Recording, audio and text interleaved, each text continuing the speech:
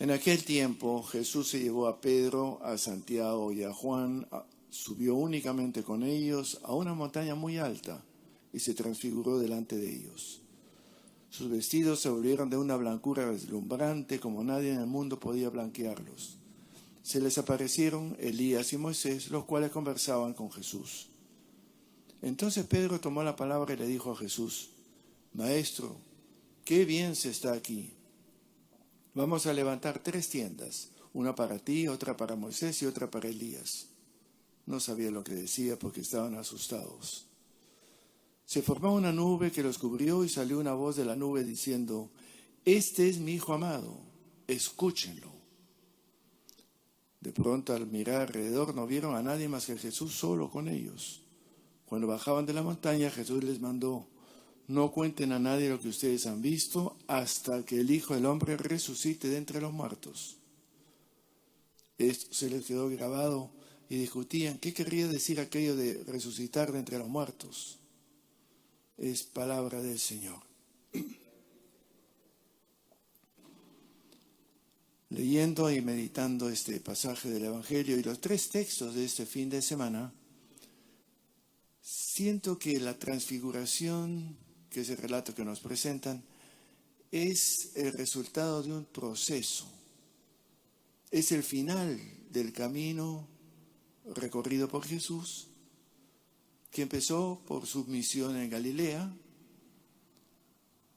que contó con el apoyo de muchos, el aplauso de otros y también el rechazo de otras personas. Ese Jesús que fue anunciando en la Galilea la cercanía de un reinado de un Dios paternal que una a toda la humanidad de una manera más solidaria, más fraterna. Ese era el mensaje de Jesús y ese era lo que quería hacer realidad. En ese proceso encuentra, por supuesto, como sabemos en su historia, encuentra la oposición de todo un sector, sobre todo el sector altamente religioso y las personas en poder. Seguían a Jesús los sin poder.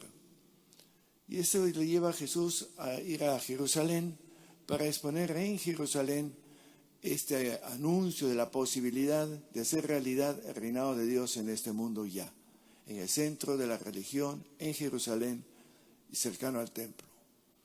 Conocemos la historia, es rechazado, aprisionado, fustigado, eventualmente crucificado. Es lo que pagó por haber seguido ese proyecto y no haber dado marcha atrás. Ese proyecto que por tanto cuestionaba a las autoridades. Y ese proyecto le lleva a traspasar, precisamente por ese don de sí mismo, las limitaciones de este mundo. Hace que Jesús se transfigura, deja de ser la figura visible y palpable inmediata en este mundo para ir más allá y ampliar los horizontes. La transfiguración es el resultado de un camino que pasa por la aceptación y el rechazo de un sector del mundo. Yo muchas veces digo, si es que a nosotros nuestro discurso y nuestro comportamiento, nuestra defensa de los valores de Jesús no provocan rechazo, es porque no estamos diciendo nada. Tiene que provocar rechazo de un sector, porque inquieta, porque cuestiona. Nadie puede ser popular por los de diestra o siniestra, y cualquiera que esté en una posición pública lo sabe perfectamente bien. La transfiguración, por tanto, es algo a lo que nosotros también estamos llamados. Estamos llamados e invitados por ese Jesús: tú ven y sígueme, recorre ese camino conmigo, pero juégatelas. Quien quiera venir en pos de mí, deje de mirarse a sí mismo, acepte la cruz que la puedan chantar en el camino y sígame. Esa es la invitación, así de simple. Ciertamente Dios no quiere la muerte de nadie. Dios es el Dios de la vida. Dios es el Dios de la plenitud. Pero nos ha hecho y nos ha dejado la libertad de nosotros decidir cómo queremos y por dónde queremos enfilar nuestra propia vida. Eso depende de nosotros. Dios no quiere la muerte de Jesús. A pesar de que es muy común decir, Dios quiso ofrecer a su Hijo, sea un Dios sádico. Dios no es un sádico. Eso dejamos de lado porque es una cuestión de la hermenéutica que llamamos la interpretación del sentido de la realidad. La realidad cruda fue a que Jesús lo mataron, lo murieron, no se murió.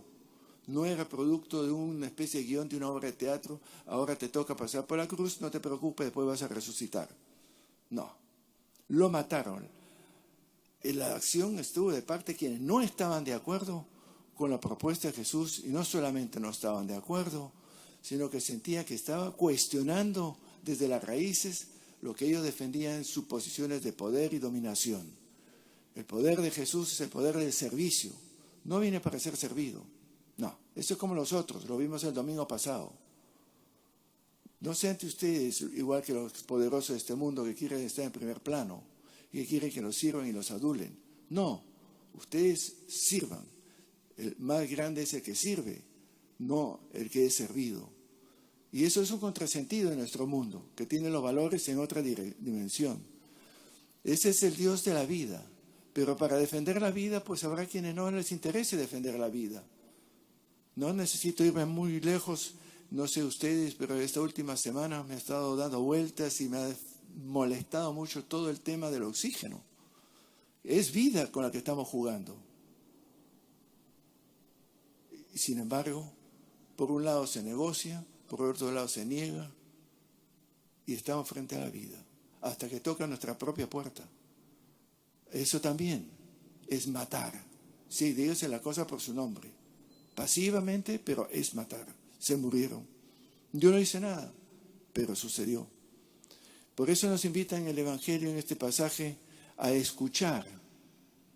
Ese Jesús que les anticipa a los discípulos lo que va a ser el capítulo final, el triunfo de la vida, de la verdad, de la luz, sobre la muerte, la oscuridad, la mentira.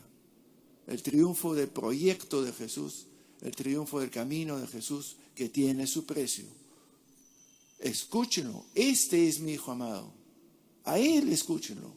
No tantas voces que se propagan por todos lados, ofreciendo diferentes caminos de una especie de paraíso fugaz, transitorio, pero que no tiene sustancia ni futuro. Esas medios de comunicación que nos dicen, tú sácale la vuelta, aprovéchate, no importa cómo, tú aprovéchate, es la oportunidad, es el negociado, tú arregla las cosas como puedas, el resto que se las apañe. No, este Jesús nos dice, somos hermanos, estamos realmente en dependencia unos de otros y debemos ser capaces de darnos como Él. Este es mi Hijo amado, tú también eres Hijo amado, escúchenlo. ¿Dónde lo escucho? Pues no, escúchenlo, no solamente un discurso, escúchenlo y hagan realidad eso que escuchen, no solo se queden en el oír, qué interesante, qué bonito. No, escúchenlo, háganlo realidad como Jesús escuchó la voz del Padre y Jesús lo hizo realidad.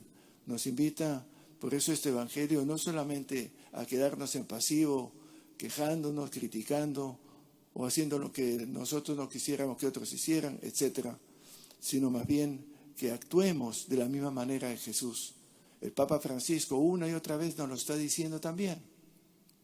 Esta pandemia debería ayudarnos a reflexionar y a escuchar a los enfermos, escuchar a los que están abandonados, escuchar a los que están solos, escuchar el grito del que busca, ven, acógeme, tómame en serio, soy tu hermano, escúchame.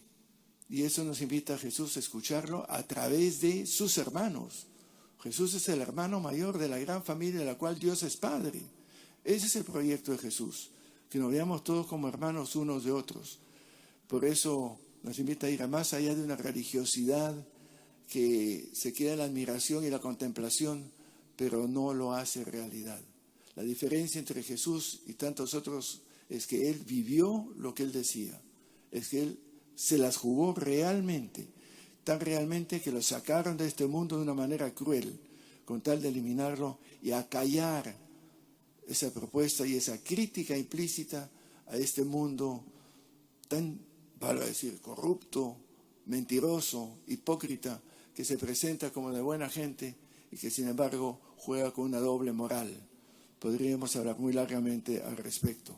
La pregunta, por tanto, se nos plantea, Yo lo escucho para yo irme transfigurando, transformando cada vez más a imagen y semejanza de Jesús.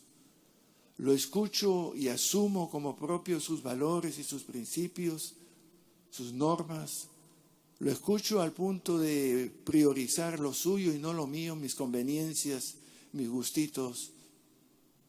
Lo escucho, me voy transfigurando de manera que se me pueda ver a este Jesús a través de mi modo de vivir. Puedo decir como San Pablo, no soy yo, es Cristo que vive en mí. ¿Es que se transfigura? Esa es la gran pregunta que me deja a mí este fin de semana. Es que asumimos los valores de vida. Dios, repito, es un Dios de la vida. Es lo que es la primera lectura sobre el sacrificio de Isaac, que no lo lleva a cabo, obviamente, en el relato. Pero ese Abraham que obedece a Dios, pero hay Dios que dice, no, a tu hijo no lo mates. No matamos a nadie. Dios no es el Dios de la muerte, Dios es el Dios de la vida. Pidamos en esta Eucaristía al Señor que nos ayude a afinar nuestros oídos y ser capaz de escuchar, dejando de lado nuestras conveniencias, nuestros acomodos, nuestros gustitos, y poner en primer plano las personas con las cuales vivimos, compartimos, que salen a nuestro encuentro. Hay mil modos de estar presente, acercar y levantar y dar vida. Y que entonces se sienta en nosotros lo que debería ser lo característico y distintivo de lo cristiano. Ámense como yo los he amado. Como yo, de la manera de Jesús.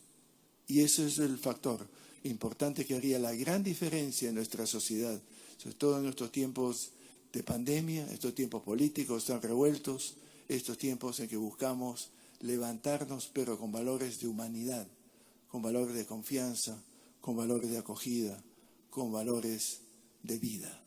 Pidamos por esa gracia en esta Eucaristía al Señor.